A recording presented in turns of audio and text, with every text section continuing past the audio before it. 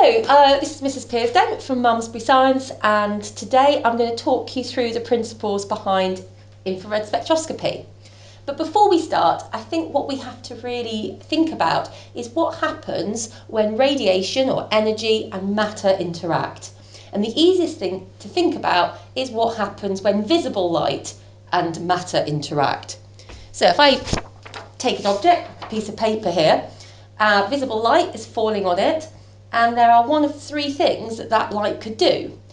First of all, it could be reflected, and that's what's happening here, because you can see it appears white, which means all the different colours within the visible light are being reflected back, so we see it as white.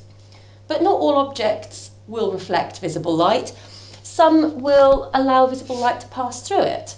So as well as reflecting, some objects may transmit visible light, so allowing the light just to pass straight through it, a bit like glass, a window, something like that.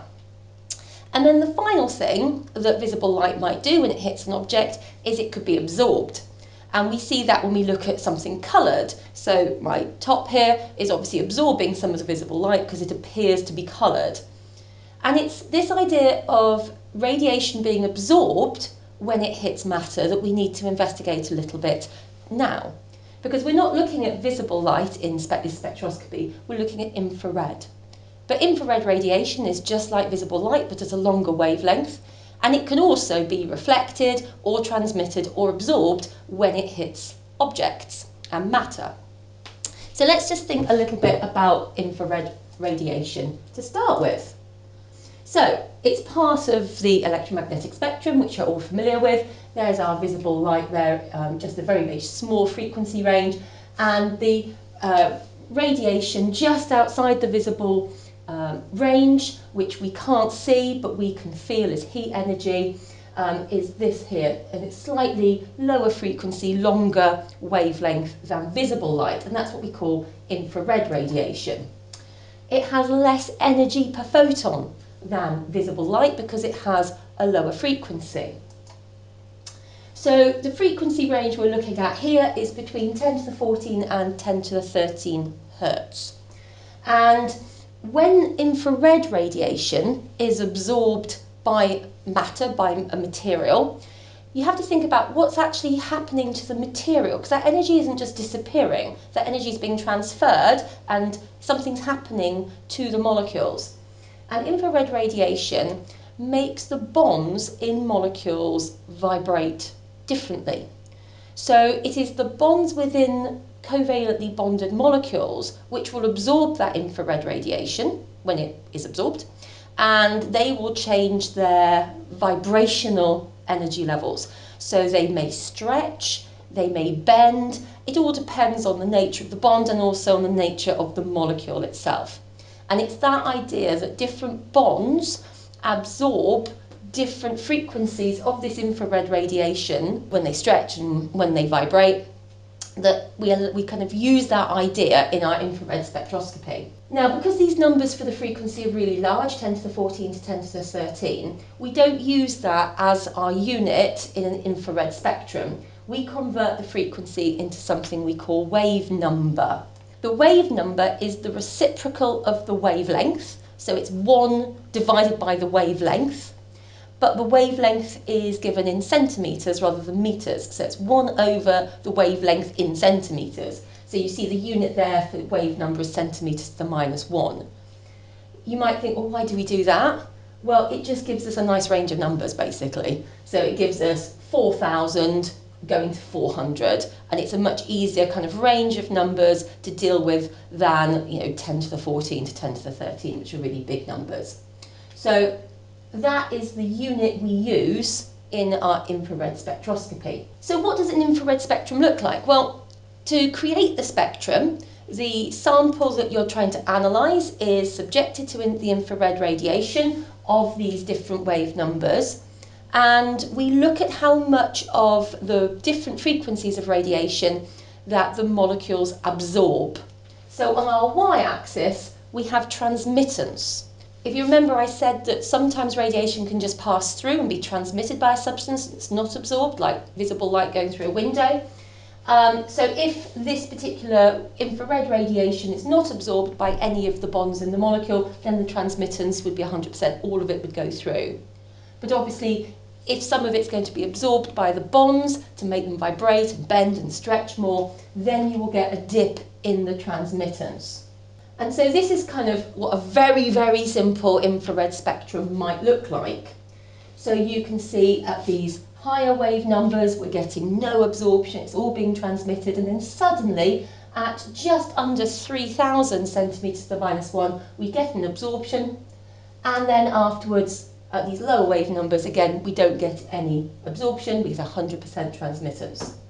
Now this is a very, very simplified spectrum, but what that indicates is that there's just one type of bond in this molecule, it's absorbing at just less than 3,000. So how would you know which bond that would be? Well, this is where your faithful data sheet comes in. You will always have one of these in the exam, and it has a list of very common bonds, the name of the functional group, and then the wave number at which you are most likely to find the absorbance. And if we look at something typical that you'll find just below 3,000, you'll see the first bond in your table, it's a CH bond. The exact wave number you get the absorption at depends on the molecule and the kind of environment that that bond is in.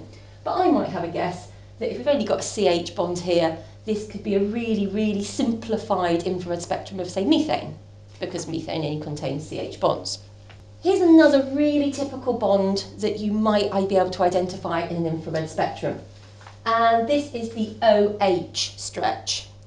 Now this bond produces really, really broad characteristic absorbances higher than 3,000 centimetres to the -1. Now again, the exact location of the bond and the breadth of the bond depends on the type of functional group, the type of molecule you're finding the OH group in. But it's very characteristic that you get these lovely broad absorbances for an OH. So if you just had something like that, with just an OH bond in, let's think a molecule with only OH, well, that could be water then, couldn't it? Okay? When I was at university, whenever I used to run spectra of my samples that I would always make, I'd always have a massive OH stretch covering up everything else interesting, and that's because I never got it dry enough. I was always showing lots of water in my samples. At the other end of the spectrum, you have what's called the fingerprint region. So these are the wave numbers less than about 1,500. Now you wouldn't be expected to analyse the fingerprint region, so please don't try to. They are characteristic of different molecules, and obviously if we get better and more advanced in our infrared spectroscopy, we could start looking at that, but for now we're going to ignore that. You need to know it's there, but we're not going to try and analyse any of the absorbances that are there. So just to finish off, I want to have a look at a few specific spectra that you might come across at kind of this stage, end of year 12 in What's in a Medicine. And here is something that looks a little bit more like a normal spectrum. You've obviously got the OH here, you've got your CH just short of 3,000 there. So this is going to be an alcohol. Here it is again. We're given these three choices out of ethanol, ethane and ethanoic acid, and we could identify that one as ethanol because of the OH and the CH. Okay, it doesn't have this C double bond O showing, which would appear at about 1750. So we don't have an absorption there, so it isn't the ethanoic acid. And sometimes the absence of a peak is just as important as the presence of one and helping you identify a molecule. So if we look at this next one, you can see now we've obviously missing the OH, there's no broad absorbance there beyond 3,000. Got the CH again, we're going to tend to get the CHs because we're looking at organic molecules, and again nothing at the 1750, so no OH, no C double bond O, so it can't be butanol, it can't be butanal, that one must be the butane. And if we just look at one last example, now again we've got no OH, we've got a little CH, and then we've got this really strong peak here. There's that 1750 C double bond O I was telling you about. So it's not propanol, it's probably propanone, there's the C double bond O, and no, it's not methyl propane. Okay? So when you come across these questions, there is a way to answer them to make sure you always get all the marks. And that is, you look for the key peaks. And as I said, at this stage, look for OH, C double bond O, and obviously the CH as well. But I'll warn you now, you tend to not get any marks for identifying CH because they're always there, okay? With something like this, you would get a mark for saying there is an absorption at 1750 centimetres to the -1.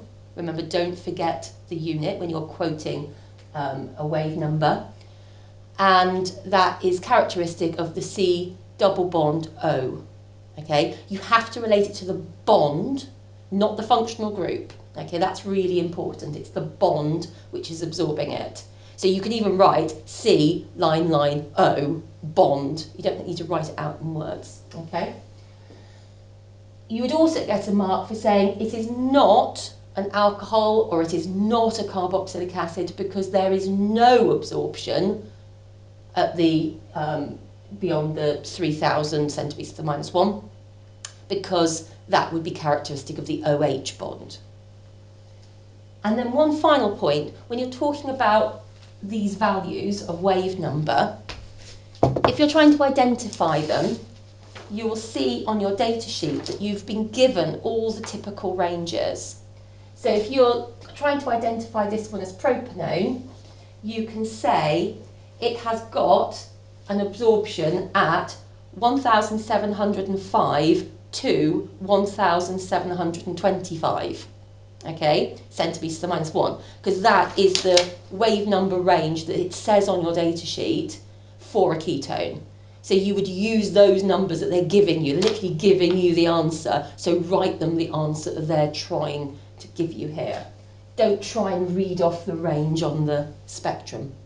Use your data sheet there. So that's a really quick introduction to infrared spectroscopy. I hope it helps, and hopefully we'll see you all soon.